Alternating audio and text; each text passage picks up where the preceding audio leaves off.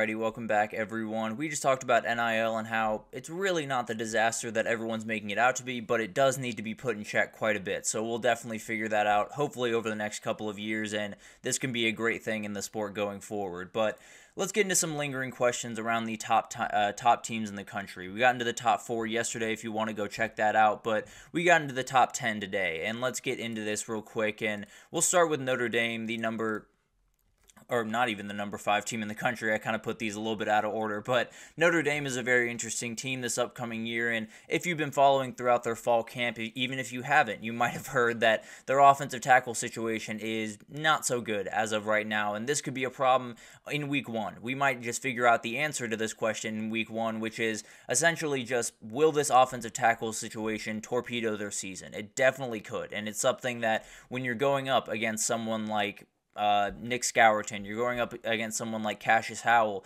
you're going to have your P's and Q's about you. And right now, they are very confused about what they're going to do at that position. It started when Charles Jagusa, the presumptive starter at least, at left tackle, went down for the year. Definitely a huge blow to that team, but they've been rotating guys in ever since at both positions, at left tackle and right tackle. Emil Wagner started at right tackle. Now it sounds like it could be Sam Pendleton. Tosh Baker started at left tackle. Sounds like it might be freshman Anthony Knapp at this point. So they're all over the place, more than anything else. And that is a huge issue because Riley Leonard's walking into this team, and the way that they can elevate this offense is really the same reason that Will Howard can elevate Ohio State's offense. His legs are special. Riley Leonard has an ability that last year Sam Hartman just didn't have. And the problem with that is it doesn't necessarily matter if there's 2 edge rushers breathing down your neck every single play. So he can be as special as he wants with his legs. He's not getting out of the rap of 2 defensive ends. That's just never happening. So they got to make sure they figure this out. And frankly, if they don't figure out even by week 1, it could mean 1 loss on their schedule, and then they're walking a tightrope, and then they got another big game against Florida State down the road where they got to face Patrick Payton and Marvin Jones. So they are not in a situation where they can just ride it out with someone that fits the mold that, gets the job done. They need real players out there, and if they don't, they're going to miss out on the playoff this upcoming year.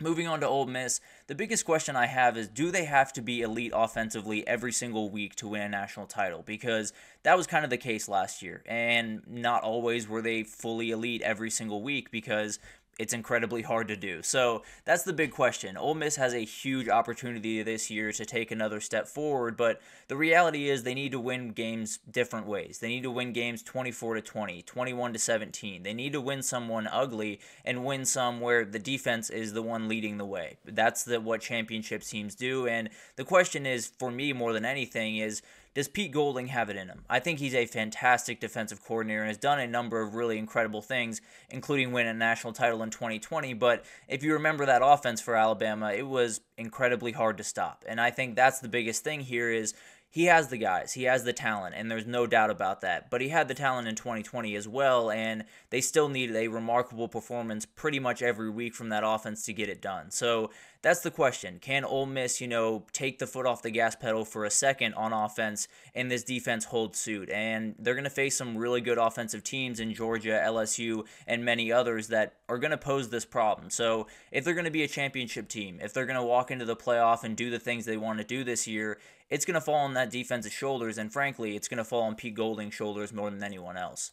Moving on to Alabama, the outside players is the question that I have, and mainly the wide receivers. The corners I'm a little bit worried about as well, no doubt about that, but I think when you talk about this team, they're going to be able to run the ball. There's no 2 questions about that. I think Justice Haynes, Jamarian Miller, obviously Jalen Milroe, they're going to be able to run the ball. I don't doubt that for 1 second. The thing is, you can't just run the ball. That's not going to be able to get it done, and frankly, last year, it barely got the job done because they were so special down the field. Are they going to be that same team? Because you lost your 2 biggest targets from a year ago in Isaiah Bond and Jermaine Burton. But it sounds like Jeremy Bernard, the transfer from Washington, is going to be the leader in that room. You also have Ryan Williams, Caleb Odom, that are freshmen that are going to play. Kendrick Law, Kobe Prentice, and Emmanuel Henderson all fill out that room. So tons of ability. There's no doubt about that. But not a ton of production. And that's kind of the question here. Obviously, Jeremy Bernard is the leading receiver of this group, and he didn't necessarily light the scoreboard on fire when he was at Washington. So it's definitely something to watch. You know, they have to develop a little bit better on that wide receiver position if they're going to be a dangerous team outside of the run. Now, they can get plenty done with the run game this upcoming year, I think, but at the end of the day, you need guys on the outside that are going to make plays if you're going to want to compete in the SEC. So definitely something to watch there. And then at corner, you got Zabian Brown, a freshman on one side. You have Domani Jackson, the transfer from USC on the other. The depth pieces tend to be a little bit younger, so this is far from where they want that position to be. And overall, I think Bama has the ability to win those big games. They have the ability to get guys out on the edge, and they have tons of talent at that wide receiver and even at that cornerback position. Just not a lot of production, not a lot of proven guys, and the question is, will losing Isaiah Bond to Texas come back to bite you, where you need that play at the end of the day. You need someone to come up big, and Isaiah Bond came up big against Auburn and in the SEC title against Georgia. Do they have that this year? As of right now, I'm not sure that they do, but Jeremy Bernard could absolutely develop into that person, or maybe Kendrick Law does, who knows. But moving on to Penn State here, do they have enough weapons? Kind of the same conversation of Alabama, and it has the same position that I'm worried about, the wide receivers. This one might be a little bit more dire than Alabama, though. The question is, I think they have enough weapons. I really like the top three guys that they have. When you talk about the two running backs and Tyler Warren, the tight end, I think they're going to be really, really good. Those three guys, no doubt about it. The question is, that can't be enough, right? Andy Kotelnicki obviously funnels a lot of his offense through his tight end. So having a really good tight end room like they have is super important and definitely will be a big-time thing for them this year. But you need difference makers on the outside. There's no way you can go about this season and get to the playoff and possibly win a Big Ten title or even get there if you don't have guys on the outside that are going to make big-time plays. But I think they have some that can take a step forward. I think Caden Saunders needs to take a big-time step forward and just be more sure-handed. Be the guy that they can go to on a third down and make sure that he's going to make a catch. I think Trey Harris is the guy that is likely going to be your wide receiver one. He's the one that's kind of separating himself the most, and we'll actually talk about him a little bit later. Julian Fleming is the big question here because he transferred in from Ohio State, and as of right now, I don't even know if he's going to start this upcoming year. Liam Clifford seems to be the wide receiver 2 and right above him, so definitely going to be a big-time question. It sounds like Julian Fleming is taking on a little bit more of a leadership role, but at the end of the day, they brought him in there to catch passes, so definitely going to be a really interesting thing. So overall, none of these guys really jump off the page right now. I think Harrison Wallace is a really talented player and could develop into a really good number one option, but as of right now, I still have big-time questions, and if they don't figure it out pretty quickly, then it's going to be a big-time problem that keeps them out of where they want to be yet again this upcoming year. Over to Michigan, the question is this O-line really just reloading? Are they really the team that, they were a year ago? They lost the top 6 guys on the offensive line, not just the starting 5, but the guy that they, slotted in there at guard, tackle, wherever they kind of needed him. And that's going to be a big-time question mark. Now, they have guys that have played games. They have Miles Hinton is the big-time guy returning. He started different games, spots started here and there. Josh Preby transferred over from, I believe, Northwestern, if I'm not mistaken. Greg Crippen has been elevated on the roster up to that starting role. Giovanni Hadi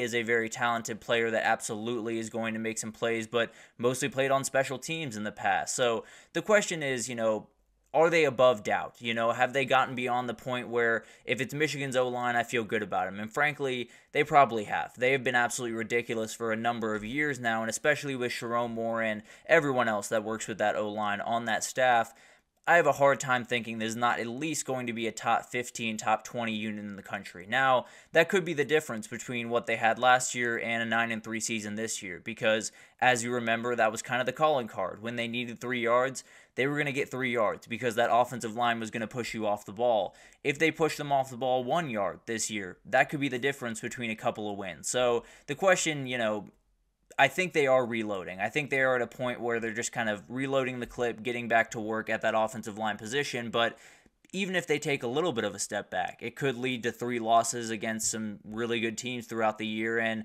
then you're finding yourself on the outside looking into the playoffs. So they could be reloading, and it could, frankly, not matter at the end of the day. So that'll definitely be something that'll be really interesting to watch. And then the biggest question is, does Florida State still have that hangover from the disappointment of 2023? Because this is a real thing. There are a lot of teams that have had, things not go their way at the end of one season. They show up the next season, they just don't really look like themselves. They don't look like they're, have as much energy. They don't have as much, want, I suppose, going into that game, and that's a big time question. They kick off in about 4 days and a couple hours here, and they got to get ready pretty soon, and they're probably getting on a plane here pretty soon to go over to Ireland. But I think this is one of those things that it is a big time question, and I'm definitely asking that question as well, but I think it's a little bit overblown, mostly because you still have Patrick Payton in that room. You still have Shaheem Brown in that room. You still have Azariah Thomas in that room. You still have a number of guys that lived through that. You still have a number of guys that watch Alabama's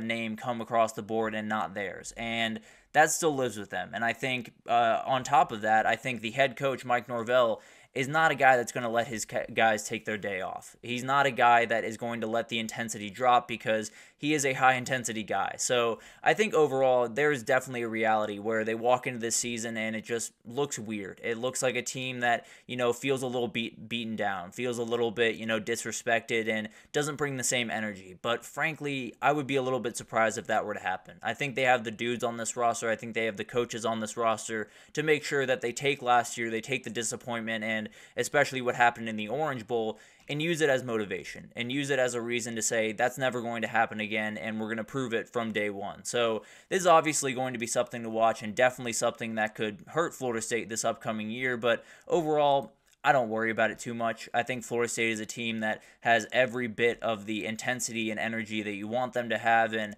I doubt that any disappointment from last year is going to leak over into this one, but it definitely could. Definitely a big-time question for them, and we'll continue doing these lingering questions probably at least throughout tomorrow, and then we'll see where we stand from there. But let's take our second break here, and when we come back, we're going to talk a little bit about Texas. They had a little bit of a problem putting away teams a year ago, and especially in those one-score games. Are they going to be able to do that this year, or is it going to come back to bite them? Or are they going to go the opposite direction? So definitely something to break down, and we'll do it right after this, so stick with us.